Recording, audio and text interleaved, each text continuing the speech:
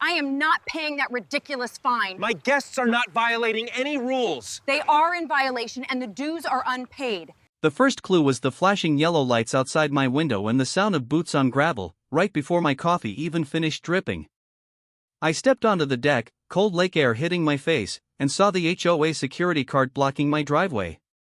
My friends' cars were lined up by the curb, fishing rods sticking out of the trunks, coolers ready. One of the guards held a clipboard. The HOA president, Karen in a neon pink tracksuit, pointed at my guests like they were criminals. She said, loud enough for the whole cove to hear, "Your lake guests are being fined and removed for unpaid dues."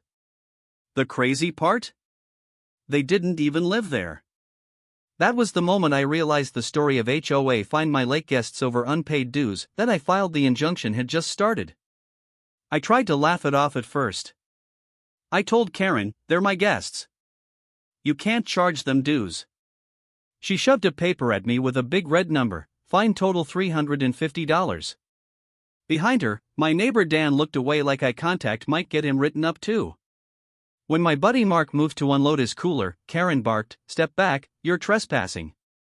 That week, I emailed the board 3 times. I called twice. No one answered. Instead, I got more letters. One claimed I had 6 separate violations in 2 days. Timeline item 1 April 5 at 4:27 a.m. false trespass call. They had actually dialed the non-emergency line because Mark walked from his car to my front door with a tackle box. I went to the next HOA meeting, in the stuffy clubhouse that smelled like burnt coffee and carpet shampoo. Karen sat at the center of the folding table like a queen, the other board members in a silent line beside her. I calmly laid out what happened. Guest rights. No rule about visitor dues. The room was quiet. Dan wouldn't look at me. Another neighbor whispered, "Just pay it, man. They'll make your life hell."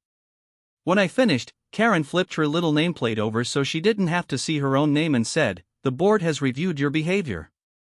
Fines stand. If you don't like the rules, move."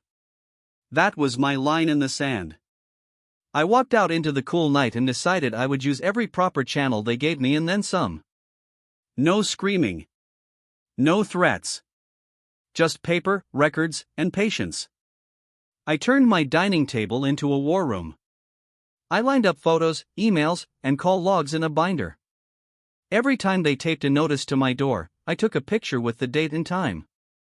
I saved the voicemail where Karen said, "We can fine whoever we want, it's our lake." I read the HOA bylaws so many times I started hearing them in my sleep.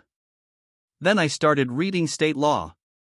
I found one simple line that changed everything: patterns of false reports can be prosecuted.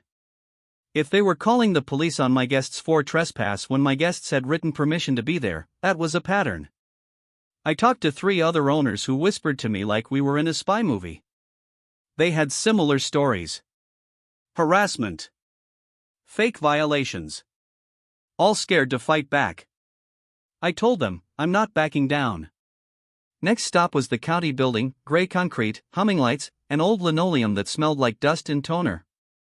I requested every public document on our HOA and on Karen's little kingdom. The clerk dropped a thick stack on the counter. The file landed with 63 pages. I flipped through and my heart started pounding. There it was. The HOA never properly filed the amendment that changed guest rules at the lake. The board had been enforcing new rules that weren't legal. There was also a gap where their liability insurance had lapsed for 3 whole months the year before. On top of that, I found records of 8 formal complaints to the city about harassment from our HOA board, all tied to Karen's signature.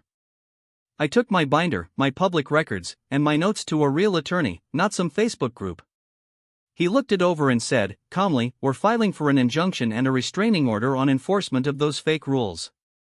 We'll also ask the court to freeze their fine collection until this is sorted." Suddenly, I wasn't just annoyed. I was armed. We timed it for the first big warm weekend, the one Karen always bragged about as our HOA kickoff. She stood at the lake gate with her clipboard, smelling like perfume and power, stopping cars, collecting guest dues in cash. My friends pulled up again, same fishing rods, same cooler. I watched from my front steps. Karen strutted over, ready to perform. She started yelling about unpaid fines, about how my guests were banned.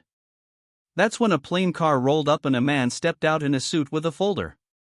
Next to him was a city code inspector with a badge. The suited man walked right past Karen and asked, "Are you Karen, acting president of the Lakeside HOA?" She smiled at the word president and said yes. He handed her the papers. "This is a court-ordered injunction. Effective immediately, you are barred from collecting fines on unfiled rules and from blocking lawful guests." The inspector stepped up and added, "And we need to talk about your lapsed insurance and those unapproved structures at the lake." Phones came out so fast it sounded like a flock of birds. Neighbors filmed as Karen's face went from smug pink to blotchy red. Someone whispered, "This is going on TikTok right now." Another neighbor laughed, out loud, "You messed with the wrong fishing trip, Karen." She tried to argue, saying, "This is my community, I'm protecting it." The inspector pointed at the papers. "The law protects owners from abuse too." The suited man explained that my complaint, plus 8 others, plus the public records, had convinced a judge this wasn't a one-time mistake. We had date-stamped proof. We had that voicemail. We had the false trespass call logs. Every time she had called the police over nothing, it went into the pattern. The crowd actually clapped when the inspector ordered the lake gate opened and announced that any owner could bring guests, as long as they followed the original bylaws. A month later, on May 3, 2024 at 9:00 a.m., we sat in a real courtroom, not the little clubhouse. Karen didn't wear her bright tracksuit there. She looked small at the defendant's table, shuffling papers. The judge went through the evidence and shook his head more than once. He ruled that the guest dues scheme was unlawful. All fake fines had to be voided and refunded within 30 days. The court ordered mandatory training for the new board and barred Karen from serving on any HOA board in the county for 5 years. He also reminded the room, HOA rules must match filed documents, not someone's ego. Walking out, Dan came up to me, eyes clear for once, and said, "I'm sorry I stayed quiet. Thank you for not backing down." That night, the lake was full of kids splashing, grills smoking, music drifting over the water.